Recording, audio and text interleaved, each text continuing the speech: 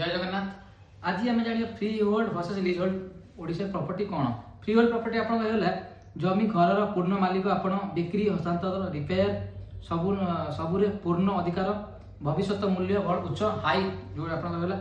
आ lease hold property कौन आपन निर्धारित समय माने 30 वर्ष 99 इयर्स जो आपन लीज नहीं पारिबे मालिकाना सरकार और अन्य अथॉरिटी माने मालिक ओनर आउ के थिबो आपण अथॉरिटी आउ का पाके थिबो आपण पाके नथिबो। केबे केबे ट्रांसफर किबा कंस्ट्रक्शन पई अनुमति दरकार केबे केबे आपण कंस्ट्रक्शन करिके बिजनेस से सब पई भी आपण परमिशन न पड़ियो कि ट्रांसफर करे कि परमिशन पड़ियो। तो आमे सब कथा हैला आपण दीर्घकालीन इन्वेस्टमेंट पई फ्री होल्ड भलो माने आपण दीर्घकालीन लॉन्ग टर्म पई फ्री होल्ड भलो आ जदि आपण शॉर्ट टर्म पई किछ करे चाहउछंती ताहाले आपण लीज होल्ड प्रॉपर्टी भलो।